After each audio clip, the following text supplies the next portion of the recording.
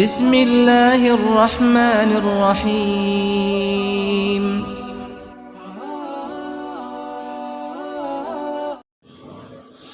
إن الحمد لله نحمده ونستعينه ونستغفره ونعوذ بالله من شرور أنفسنا ومن سيئات أعمالنا. من يهده الله فلا مضل له ومن يضلل فلا هادي له.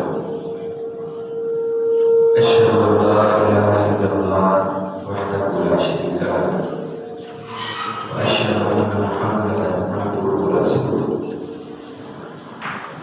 اللهم صل على محمد وعلى آل محمد كما صليت على إبراهيم وعلى آل إبراهيم إنك حميد مجيد. اللهم بارك على محمد وعلى آل محمد كما باركت على إبراهيم وعلى آل إبراهيم إنك حميد مجيد. أما بعد فأعوذ بالله من الشيطان الرجيم. بسم الله الرحمن الرحيم. يا أيها الناس اتقوا ربكم الذي خلقكم من نفس واحدة وخلق منها زوجها وبث منهما رجالا كثيرا ونساء واتقوا الله الذي تساءلون به والأرحام إن الله كان عليكم رقيبا.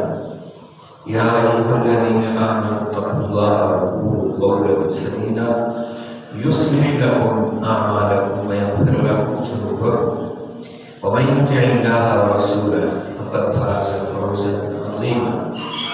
يا أيها الذين آمنوا اتقوا الله حق تقاته ولا تموتن إلا وأنتم مسلمون.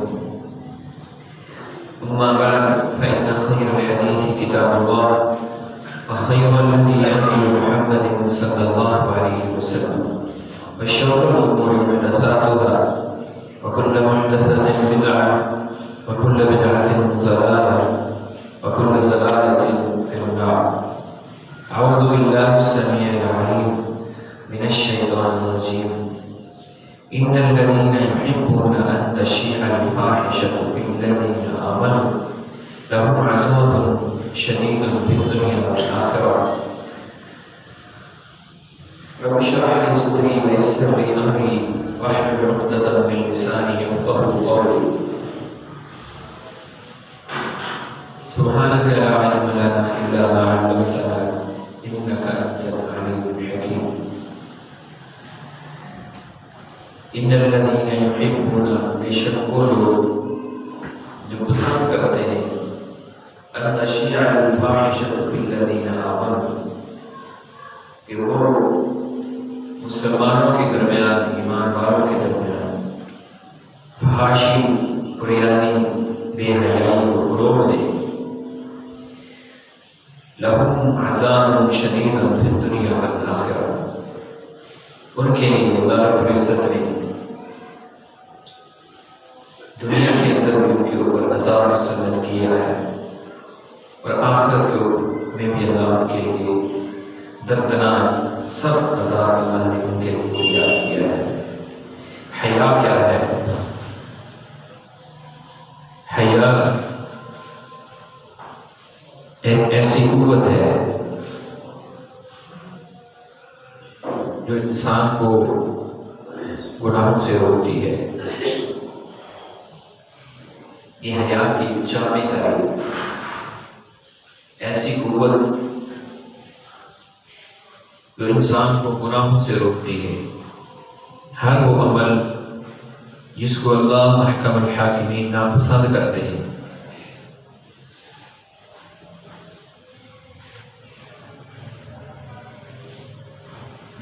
اس سے مسلمان رکنے کی کوشش کرتا ہے.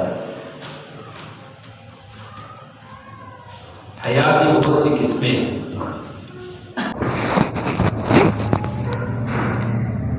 ایک ہے اللہ رب العزت سے حیا کہ انسان اللہ سے ڈر کر اللہ کے عذابوں سے ڈرتے ہوئے گناہ سے رک جائے. رسول اللہ صلی اللہ علیہ وسلم آپ سے ایک شخص نے سوال کیا، اللہ کے رسول مجھے وصیت کیجیے، مجھے کچھ نصیحت کرے۔ رسول اللہ صلی اللہ علیہ وسلم نے اس کو نصیحت کی، فرمایا اوصیک ان تستحی من اللہ عز وجل، میں تمہیں یہ نصیحت کرتا ہوں کہ تم اللہ رب العزت سے اس طرح حیا کرو کما تستحی رجلا من صالح قومک، جس طرح اپنے معاشرے کے کسی نیک بندے کا تم حیا کرتے ہو۔ یعنی تم کوئی گناہ کر رہے ہو، اللہ رب العزت کی نافرمانی کر رہے ہو، تو تم کسی اچھے بندے کو دیکھ کر، نمازی بندے کو دیکھ کر، ایک نیک انسان کو دیکھ کر جس طرح تم گناہ سے رک جاتے ہو، اس سے بڑھ کر تمہارے اندر اللہ رب العزت کی حیا ہونی چاہیے کہ تم تنہائی کے اندر ہو، تمہیں دنیا کا کوئی برا بھی دیکھ نہیں رہا، اچھا بھی دیکھ نہیں رہا، لیکن پھر بھی تم اللہ سے حیا کرو اور گناہ سے بچ جاؤ۔ یہ وصیت نبی علیہ السلام نے کی۔ اسی طرح رسول اللہ صلی اللہ علیہ وسلم نے ایک دن صحابہ کو فرمایا، استحیوا من اللہ حق الحیا، میرے صحابہ اللہ کا حیا اس طرح کرو جس کا اس طرح حیا کرنے کا حق ہے۔ اللہ سے حیا کرنے کا حق۔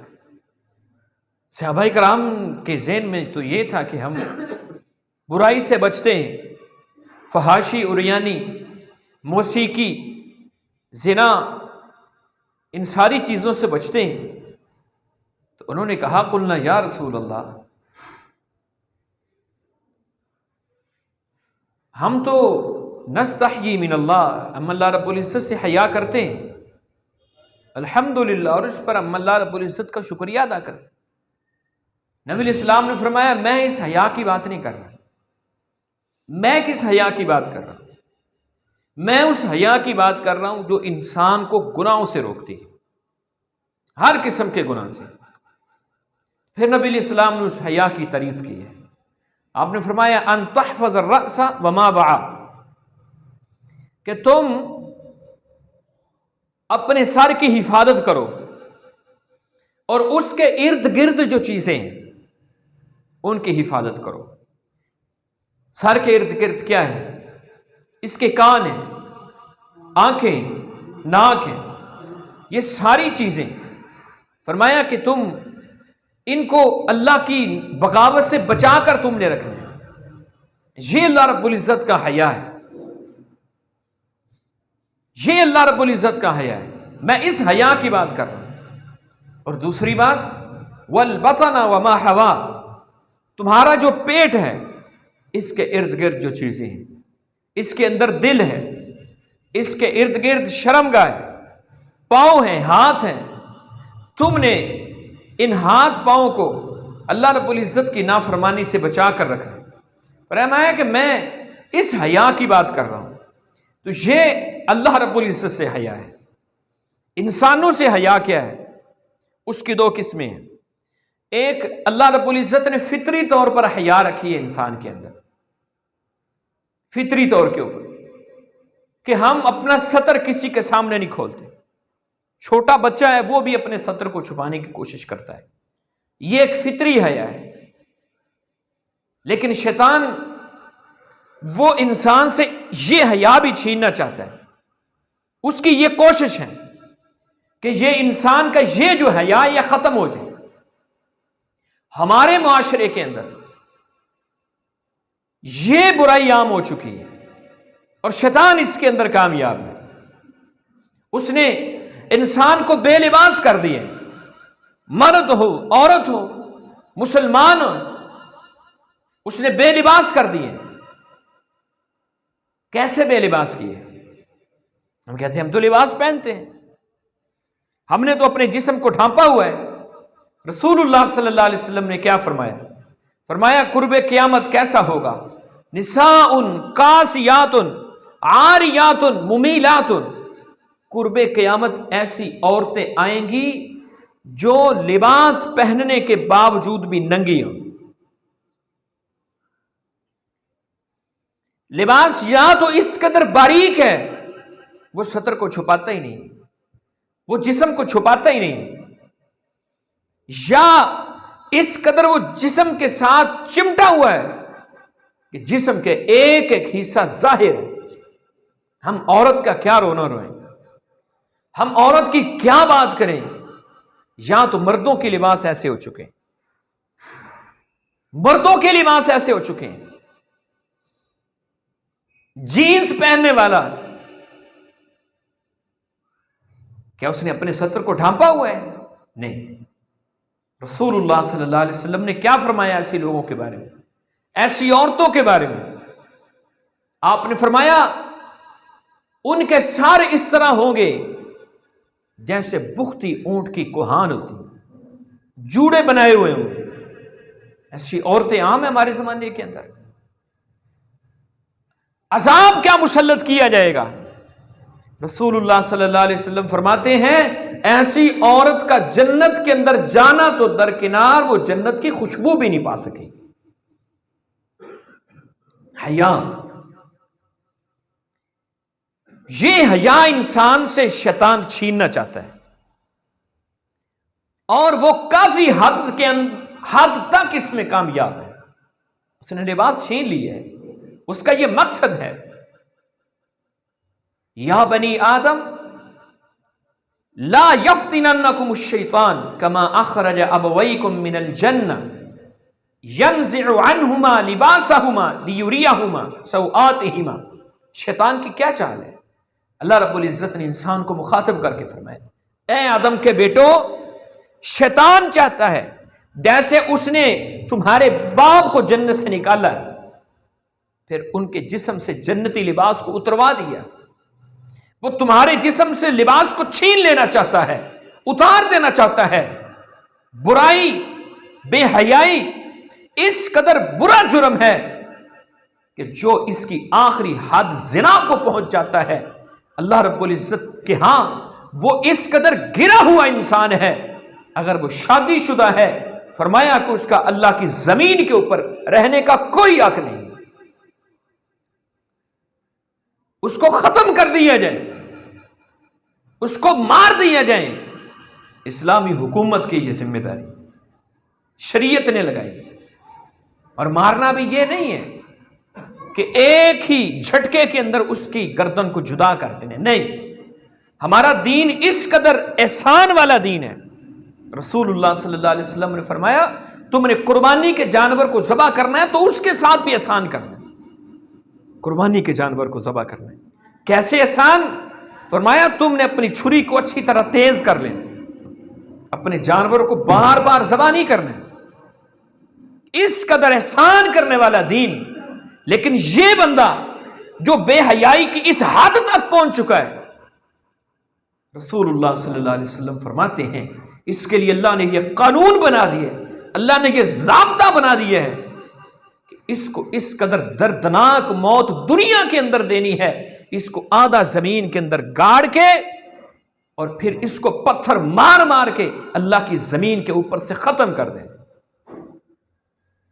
یہ دنیا سے جائے بھی اس قدر اذیت کی موت لے کر جائیں. آخرت کے اندر ان کا کیا ہوگا؟ حیا چھین جائے ایمان مسلمان سے. جب حیا نہ رہے تو پھر کچھ نہیں بچتا. نبی علیہ السلام نے اسی طرح فرمایا تھا نا، الحیاء والایمان قرینا جمیعا. حیا اور ایمان دو اس طرح اکٹھی چیزیں ہیں، لازم و ملزوم ہیں.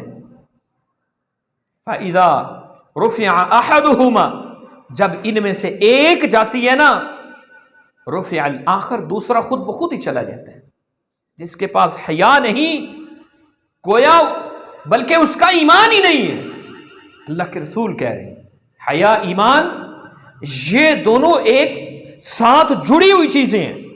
اگر حیا نہیں رہے گا تو پھر ایمان بھی نہیں رہے گا، اور جب ایمان نہیں ہے تو انسان کا دنیا کے اندر آنے کا مقصد ہی ختم ہو جاتا ہے. مقصد ہی ختم ہو جاتا ہے۔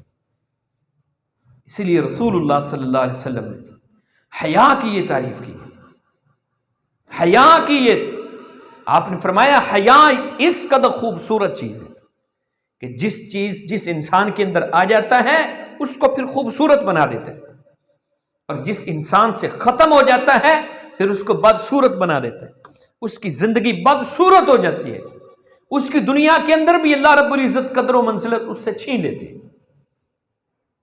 ہمارے ہاں بے حیائی کا کیا عالم ہے، یہ عذاب کیوں ہے، عذاب کیوں ہے؟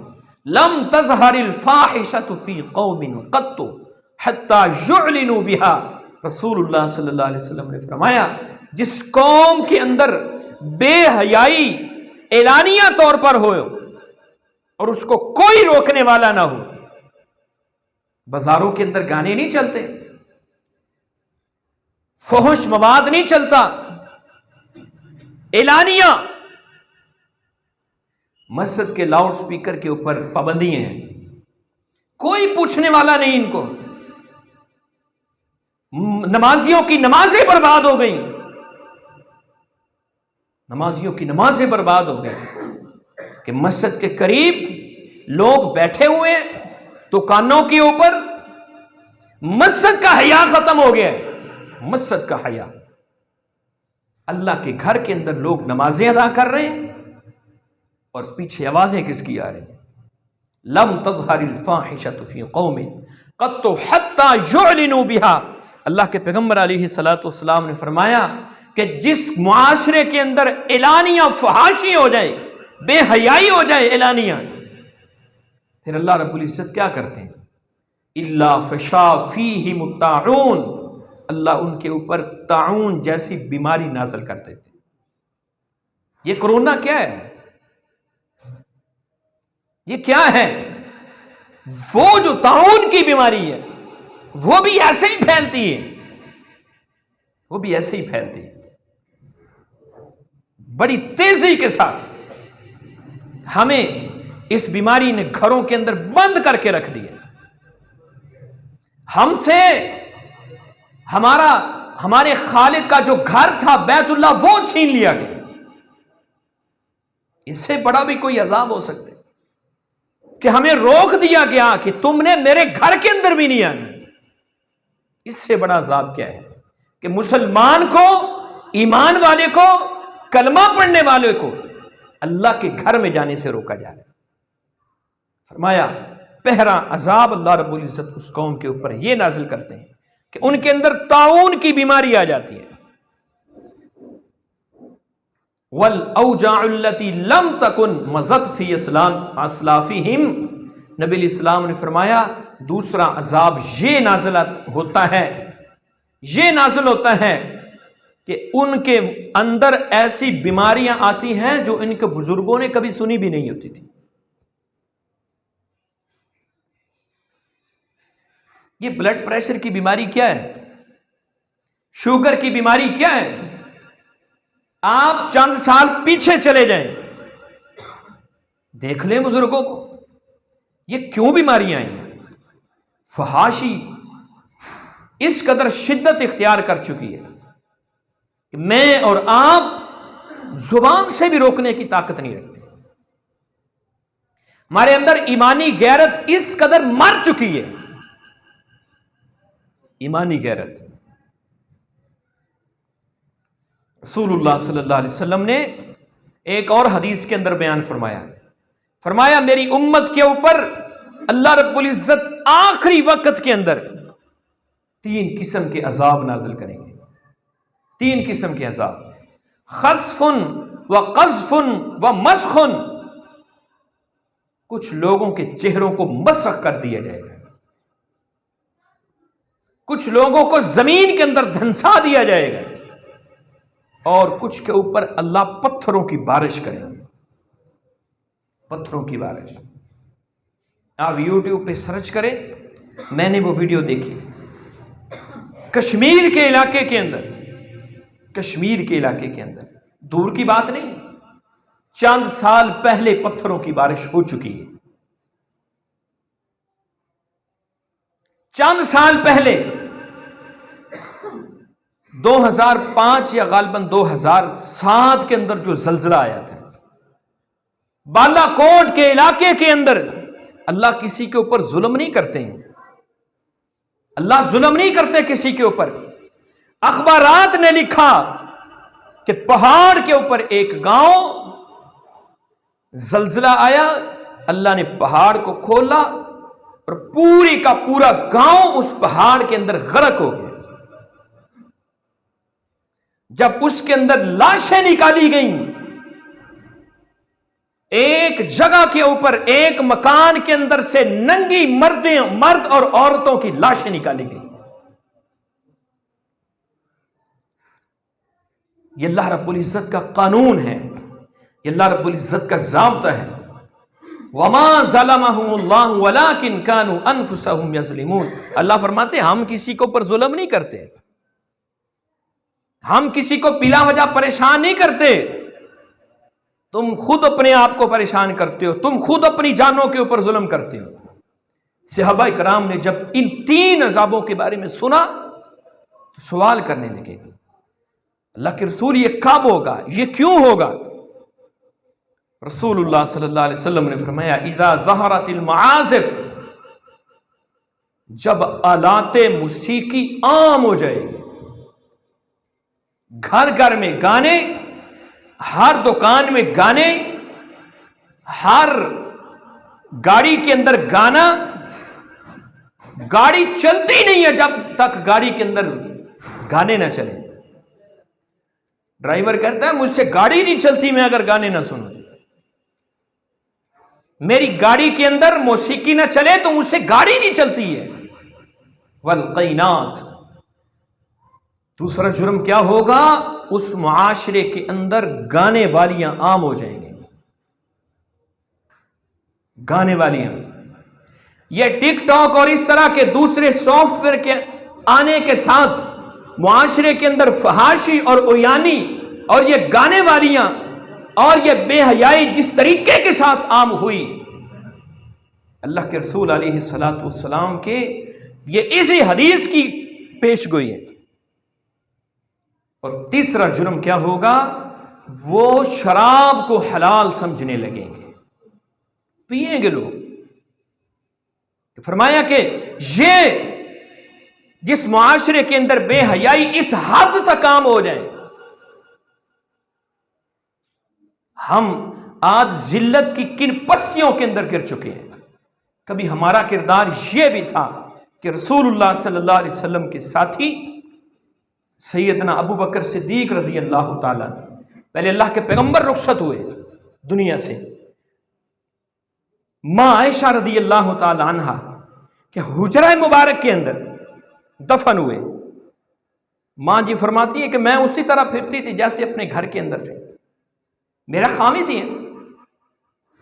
جب سیدنا ابو بکر صدیق رضی اللہ تعالیٰ عنہ دنیا سے رخصت ہوئے، پھر بھی اسی طرح، میرا باپ ہی ہے۔ جب عمر بن خطاب میرے حجرے کے اندر دفن ہوئے، کبھی ہمارا کردار یہ بھی تھا کہ مسلمان کی قبر سے اس طرح حیا آتی تھی۔ فرماتی ہیں ماں جی عائشہ، جس دن عمر بن خطاب میرے حجرے کے اندر دفن ہوئے، اس دن سے لے کر اپنی وفات تک میں نے اپنے سر سے اپنے دوپٹے کو نہیں اتارا، مجھے عمر کی قبر سے بھی حیا آتی تھی۔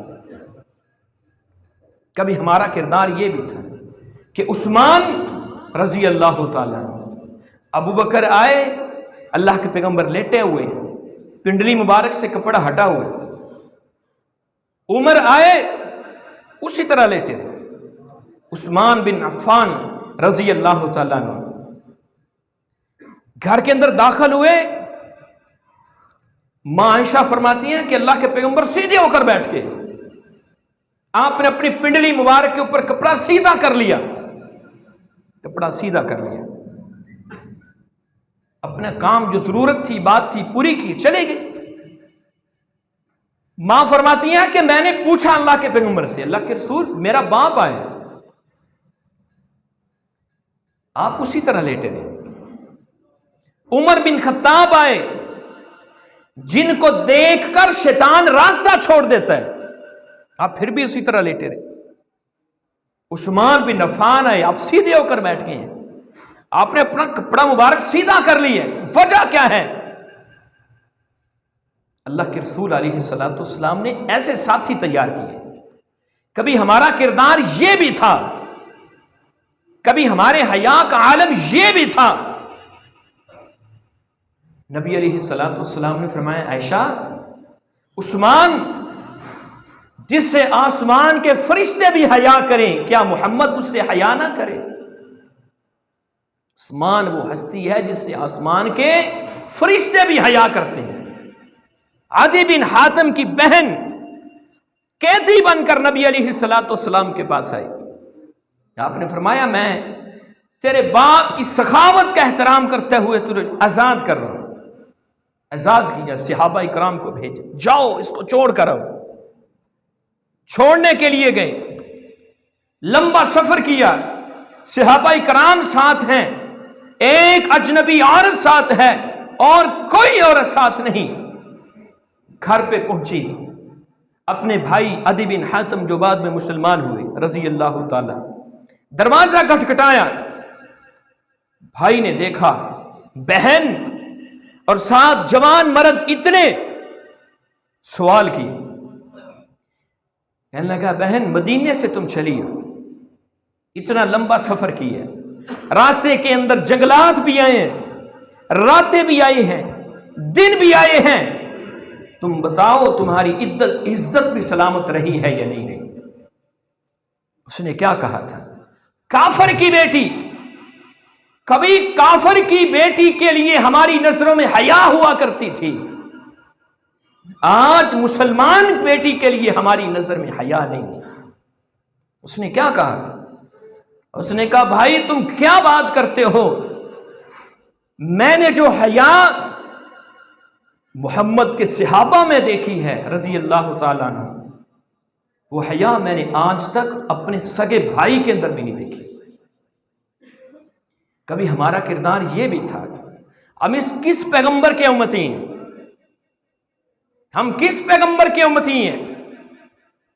मां आयशा फरमाती हैं रजी अल्लाह ताला अन्हा, अल्लाह के रसूल की हया एक कंवारी लड़की बहुत हयादार होती है, अल्लाह के रसूल अलैहिस्सलाम उससे भी कहीं बढ़कर हया वाले थे। हमारा पैगंबर इस कदर हया वाला, हमारे पैगंबर के साथी इस कदर हया वाले, हमारे पैगंबर की तरबियत इस कदर हया वाली। लेकिन मैं मुसलमान कलमा पढ़ने वाला और कॉलेज के सामने, स्कूल के सामने, गलियों चौकों चरवाहों में खड़ा होकर लोगों की इज्जतों को ताकता फिरे, ये मुसलमान का किरदार तो नहीं। अल्लाह के रसूल अलैहिस्सलाम ने तो इस हद तक तरबियत की। आपने एक दफा क्या फरमाया? आपने फरमाया, मेरे सहाबा रास्तों में बैठने से बच जाओ। उधर ड्राइंग रूम तो थे नहीं, बैठक तो थी नहीं। सहाबा इकराम ने कहा, अल्लाह के रसूल, हम वहां बैठकर दीन की बातें करते हैं, वहां बैठकर दीन की बातें करते हैं। तो नबी अलैहिस्सलाम ने फरमाया, अगर तुमने बैठना है ना तो फिर तुमने रास्ते के हुकूक भी अदा करने हैं।